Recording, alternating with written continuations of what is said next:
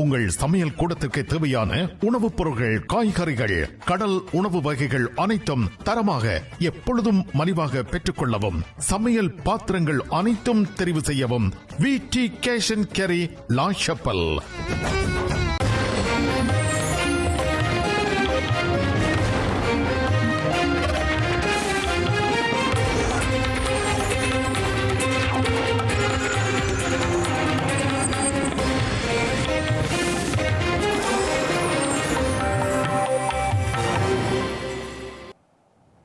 வணக்கம். இது IBC தமிழின் செய்தி மற்றும் நடப்பு விவகாரங்களின் தொகுப்பு நேரம். நேரலையில் இணைந்து கொள்ளும் நான் டயான். முதலில் தலைப்புச் செய்திகள். பயங்கரவாதத்திற்கு நிதியளித்த குற்றச்சாட்டில் பிரித்தானியரான கிளிநொச்சியை சேர்ந்தவர் கைது. 15 ஆண்டுக்கு முன்னைய பிடியாணை உத்தரவின் பேரில் நடவடிக்கை. பிரபாகரனின் பிறந்தநாள் கொண்டாட்டங்கள் தொடர்பாக விசாரணை. பயங்கரவாத தடைச்சட்டத்தின் கீழ் கைதான யாழ் இளைஞருக்கு விளக்கமறியல். சீரற்ற வானிலையால் தொடர்ந்தும் 1,43,000க்கும் அதிகமானவர்கள் பாதிப்பு. 27,000க்கும் அதிகமானவர்கள் இடைத்தங்கல் முகாம்களில் தங்க வைப்பு. அமெரிக்காவின் குற்றச்சாட்டுகள் தொடர்பாக மௌனம் கலைந்த அதானி. சவால்களை எதிர்கொண்டு முன்னோக்கி பயணிப்பதாக சூளுரை. சிரியாவின் அலேப்போ நகருக்குள் நுழைந்த அமெரிக்க ஆதரவு கிளர்ச்சியாளர்கள். பதிலடி கொடுக்கும் திறன் அரச படைக்கு உள்ளதாக கூறும் ஜனாதிபதி. இனி தொடர்பான விரிவான செய்திகள்.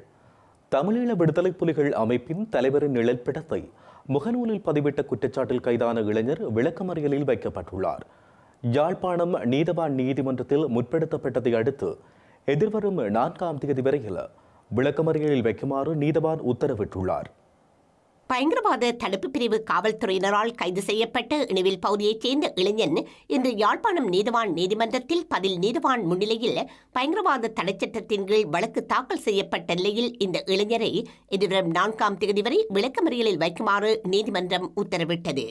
கைது செய்யப்பட்ட 35 வயதான இந்த இளைஞன் சார்பில் சட்டத்தரணி கனகரத்னம் சுகாஷ் வழக்கில் முன்னிலையாக இருந்தார். இந்த நபரை தவிர 28 வயதான இளைஞர் ஒருவர் மருதானையிலும், பத்தேகம பிரதேசத்தைச் சேர்ந்த 45 வயதான ஒருவரும் கைது செய்யப்பட்டிருந்தனர். தமிழீழ விடுதலை புலிகளின் மாவீரர் நினைவேந்தல் நிகழ்வுகளை சமூக வலைத்தளங்களூடாக ஊக்குவித்து பொது அமைதிக்கு குந்தகம் விளைவித்தார்கள் என சந்தேக நபர்களுக்கு எதிராக குற்றம் சாட்டப்பட்டுள்ளது. குறிப்பாக விடுதலை புலிகளின் தலைவர் வேலுப்பிள்ளை பிரபாகரின் நிழற்படங்கள் மற்றும் காணொலிகளுடன் கடந்த கால மாவீரத்த நினைவேந்தல்களை இந்த ஆண்டு நினைவேந்தல்கள் போன்று சித்தரித்து சமூக ஊடகங்கள் ஊடாக பரப்பியதாக குற்றம் சாட்டப்பட்டுள்ளது. வன்முறையை தூண்டியமை மற்றும் தடை செய்யப்பட்ட அமைப்பின் செயற்பாடுகளை ஊக்குவிக்கும் வகையில் பொய்யான விளம்பரங்கள் மற்றும் காணொலிகளை பரப்பிய குற்றச்சாட்டின் பேரில் குற்றவியல் சட்டம் மற்றும் பயங்கரவாத தடுப்புச் சட்டம் ஆகியவற்றின் கீழ் சந்தேக நபர்கள் கைது செய்யப்பட்டுள்ளனர். இந்த சம்பவம் தொடர்பாக குற்றப்புலனாய்வு பிரிவினரும் பயங்கரவாத தடுப்பு பிரிவினரும் தொடர்ந்து விசாரணைகளை மேற்கொண்டு வருவதாக ஸ்ரீலங்கா காவல்துறை தெரிவித்துள்ளது. யாழ்ப்பாணம் பல்வெட்டித்துறையில் அண்மையில் நடைபெற்ற தமிழீழ விடுதலை புலிகளின் தலைவர் வேலுப்பிள்ளை பிரபாகரனின் 70வது பிறந்த தின கொண்டாட்டம் தொடர்பில் பல்வெட்டித்துறை காவல்துறையினர் விசாரணைகளை ஆரம்பித்துள்ளனர். முன்னாள் நாடாளுமன்ற உறுப்பினர் MK சிவாஜிலிங்கம் உட்பட பிறந்தநாள் கொண்டாட்டங்களில் பங்கேற்ற 5 பேரிடம் விசாரணைகள் முன்னெடுக்கப்பட்டுள்ளன.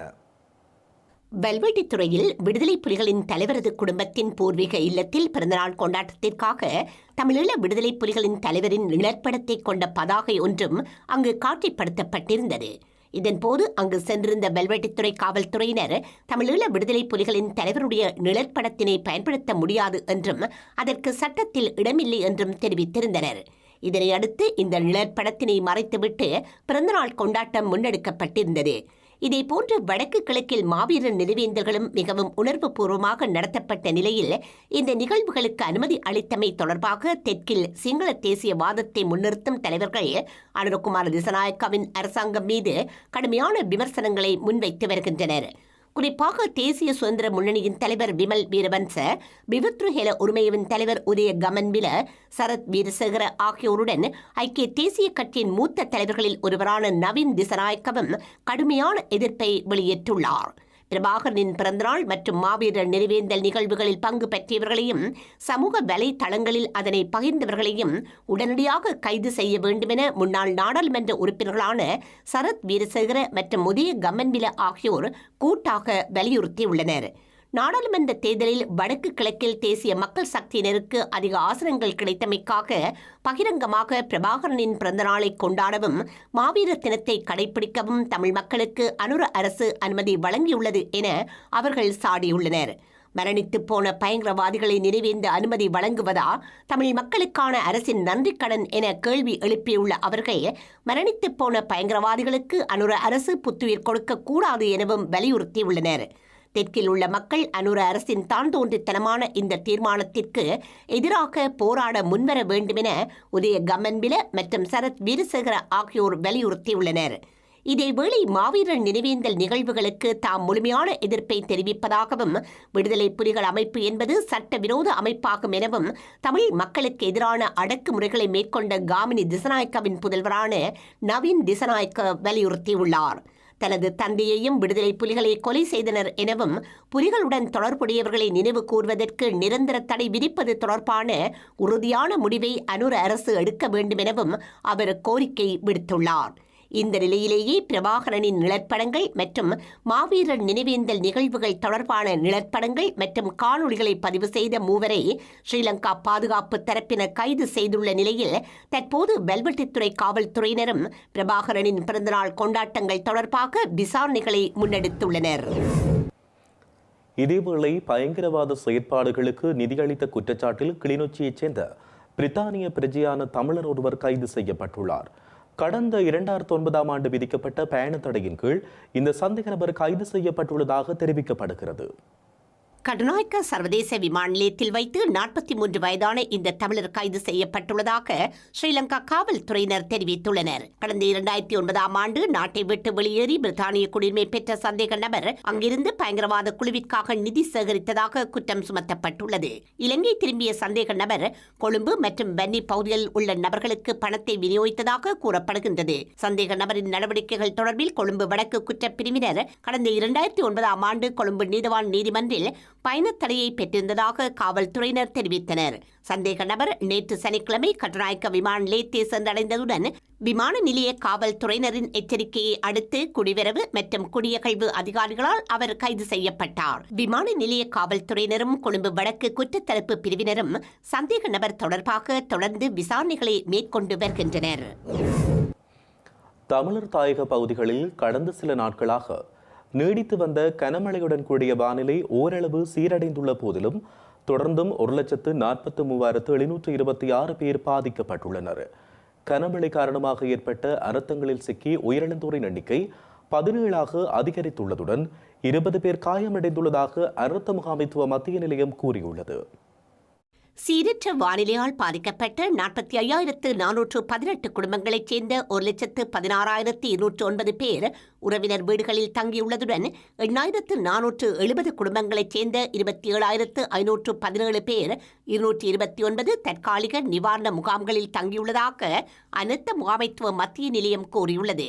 கடுமையான வானிலை காரணமாக 103 வீடுகள் முழுமையாகவும் 2,635 வீடுகள் பகுதியளவிலும் சேதமடைந்துள்ள நிலையில் பரவலான சொத்து சேதங்களும் ஏற்பட்டுள்ளன. மொத்தமாக 24 மாவட்டங்களில் 1,42,624 குடும்பங்களைச் சேர்ந்த 4,79,871 பேர் இதுவரையில் சீரற்ற வானிலையால் பாதிக்கப்பட்டுள்ளனர். தென்மேற்கு வங்கக்கடலில் ஏற்பட்டுள்ள ஆழ்ந்த காற்றழுத்த தாழ்வு நிலை காரணமாக கடந்த சில நாட்களாக பெய்து வரும் கனமழையால் பல மாகாணங்கள் வெள்ளத்தில் மூழ்கியுள்ளன. இதன் விளைவாக வடக்கு கிழக்கு மாகாணங்களிலும் குளங்கள் நிரம்பியுள்ளதுடன் தெற்கில் உள்ள தெதுரோயா, பேராறு, உள்கிட்டிய ரத்கிந்த, பொல்கொல்ல, நாச்சதுவ, ராஜாங்கன, கலாவெவ மற்றும் வெகரலகல உள்ளிட்ட பல நீர்த்தேக்கங்களின் வான் கதவுகள் திறக்கப்பட்டுள்ளன. மகாவலி ஆறு பெருக்கெடுத்து ஓடுவதால் சில நாட்களாக மூடப்பட்டிருந்த கொழும்பு மட்டக்களப்பு பிரதான வீதியானது சிறிய அளவிலான போக்குவரத்திற்காக மீண்டும் திறக்கப்பட்டுள்ளது. எனினும் ஹாலியல உடுவர பிரதேசத்தில் தொடருந்து மார்க்கம் மண் மற்றும் பாறைகளை அகற்றும் பணி தொடர்வதால் மதுரைக்கும் எல்லைக்கும் இடையிலான தொடருந்து சேவைகளை மீள ஆரம்பிப்பதில் தாமதம் ஏற்பட்டுள்ளது. கலா ஓயா, மல்வத்தோயா, ஹெடா ஓயா, தெதுரு ஓயா, மகாவலி ஆறு மற்றும் முந்தேனி ஆறு உள்ளிட்ட ஆற்று படகுகளுக்கு விடுக்கப்பட்ட வெள்ள அபாய எச்சரிக்கை தொடர்ந்தும் நடைமுறையில் இருப்பதாக அறிவிக்கப்பட்டுள்ளது. தேசிய கட்டட ஆராய்ச்சி நிறுவனத்தால் வெளியிடப்பட்ட மண் சரிவு எச்சரிக்கைகள் 9 மாவட்டங்களில் உள்ள 72 பிரதேச செயலக பிரிவுகளுக்கு தொடர்ந்தும் நடைமுறையில் உள்ளதாக அறிவிக்கப்பட்டுள்ளது. கண்டி, பதுல்ல, கேகால, மாத்தள மற்றும் நுவலியா மாவட்டங்களில் உள்ள 43 பிரிவுகளுக்கு 2ஆம் கட்ட எச்சரிக்கை நடைமுறையில் உள்ளதாக தேசிய கட்டட ஆராய்ச்சி நிறுவனத்தின் மூத்த புவியியலாளர் வசந்த சேனாதீர குறிப்பிட்டார். சவாலான வானிலைகளுக்கு மத்தியில் மீட்பு முயற்சிகள் தொடர்வதால் பாதிக்கப்பட்ட பகுதிகளில் வசிப்பவர்கள் விழிப்புடன் இருக்குமாறும் பாதுகாப்பு ஆலோசனைகளை கடைபிடிக்குமாறும் அறிவுறுத்தப்பட்டுள்ளனர். இதேவேளை அம்பாறை காரைதீவு மாவடிப்பள்ளி பகுதியில் இடம்பெற்ற விபத்து தொடர்பில் ஸ்ரீலங்கா காவல்துறையினர் சம்பவ இடத்திற்கு விரைந்து விசாரணைகளை முன்னெடுத்துள்ளனர். அம்பாறை மாவட்ட காவல்துறை அத்தியட்சகரின் ஆலோசனைக்கு அமைய கல்முனை பிராந்திய உதவி காவல்துறை அத்தியட்சகரின் வழிகாட்டலில் குறித்த விசாரணைகள் மேற்கொள்ளப்பட்டு வருகின்றன. அம்பாறை காரதீவு மாவடிப்பள்ளி பகுதியில் கடந்த 26ஆம் தேதி உளவு எந்திரத்தில் வீடு திரும்பிக் கொண்டிருந்த மதரசா மாணவர்கள் உள்ளிட்ட பலர் வெள்ளத்தில் சிக்கி காணாமற் போயிருந்த நிலையில் அன்றைய தினம் மாலை மீட்பு படையினரின் தேடுதல் நடவடிக்கையின் போது 5 மாணவர்கள் வெள்ளத்திலிருந்து காப்பாற்றப்பட்டனர். காணாமற் போனவர்களை தேடும் பணிகள் தொடர்ச்சியாக 5 நாட்கள் முன்னெடுக்கப்பட்ட நிலையில் இதுவரை 8 சடலங்கள் மீட்கப்பட்டுள்ளன. நிந்தவூர் ஹாஷிமுல் உலூம் அரபு கல்லூரி மாணவர்கள் 6 பேர், வாகன சாரதி மற்றும் ஒரு பொதுமகன் என 8 சடலங்கள் மீட்கப்பட்டுள்ளன.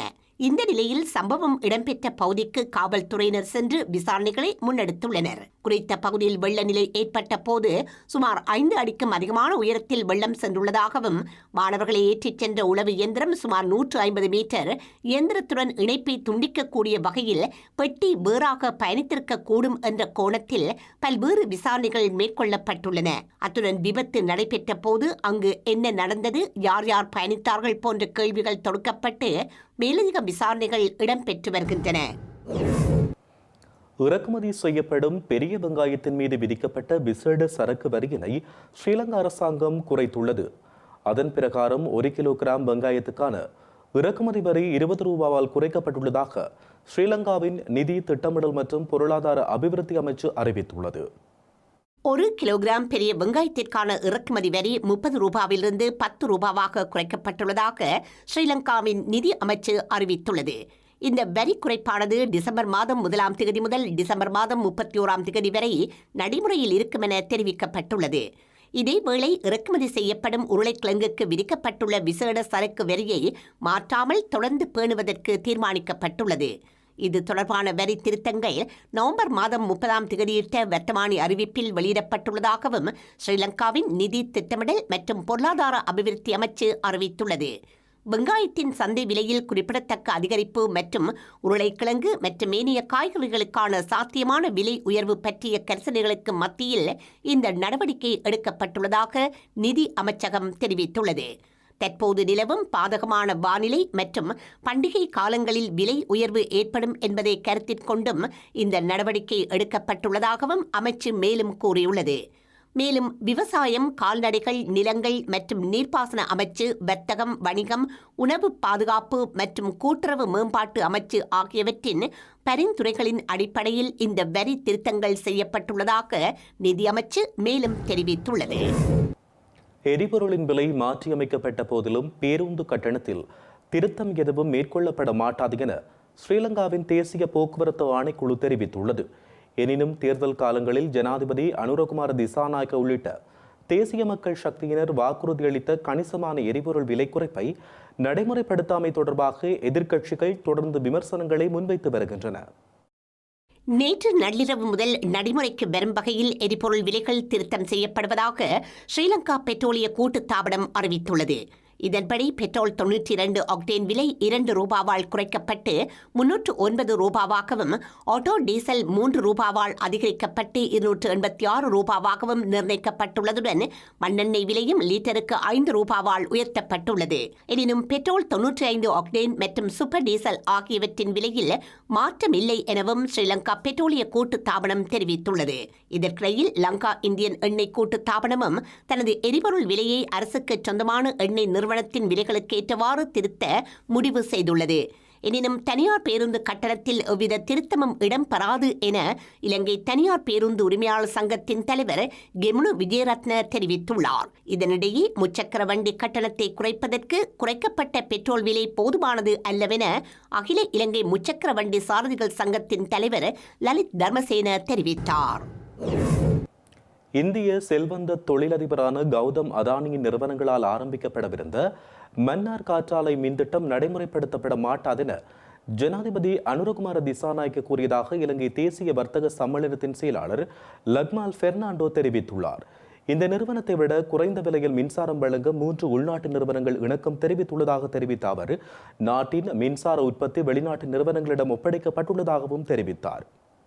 மன்னாரில் காற்றாலை மின் உற்பத்தி திட்டத்தை மேற்கொள்வதற்கென அதானி நிறுவனத்துடன் செய்து கொண்ட ஒப்பந்தத்தில் பல்வேறு முறைகேடுகள் இருப்பதாக ஜனாதிபதி தேர்தல் காலத்தில் அனுரகுமார் திசாநாயக்க குறிப்பிட்டிருந்தார். தாம் ஆட்சிக்கு வந்தால் இந்த ஒப்பந்தத்தை முழுமையாக மீளெடுப்பதாகவும் அனுரகுமார் திசாநாயக்க கூறியிருந்த நிலையில் அதானிக்கு எதிராக அமெரிக்காவில் தற்போது முன்வைக்கப்பட்டுள்ள லஞ்சம் வழங்கியமை தொடர்பான குற்றச்சாட்டு இலங்கையிலும் பேசு பொருளாகியுள்ளது. குறிப்பாக சூரிய ஒளி மின்சார விநியோக ஒப்பந்தங்களை பெறுவதற்காக 2100 கோடி ரூபாய் லஞ்சமாக இந்திய அரசு அதிகாரிகளுக்கு அதானி கொடுத்ததாகவும் அதனை மறைத்து அமெரிக்காவிடம் முதலீடுகளை பெற்றதாகவும் நியூயார்க் நீதிமன்றத்தில் வழக்கு பதிவு செய்யப்பட்டுள்ளதுடன் பிடியாணை பிறப்பிக்கப்பட்டுள்ளது.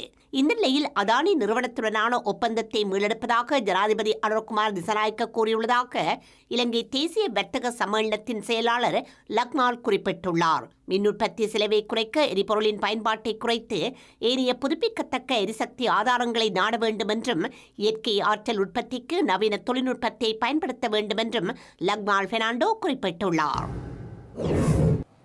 செய்திகளின் நிறைவாக இனி மீண்டும் தலைப்புச் செய்திகள். பயங்கரவாதத்திற்கு நிதியளித்த குற்றச்சாட்டில் பிரித்தானியரான கிளிநொச்சியை சேர்ந்தவர் கைது. 15 ஆண்டுக்கு முன்னைய பிடியாணை உத்தரவின் பேரில் நடவடிக்கை.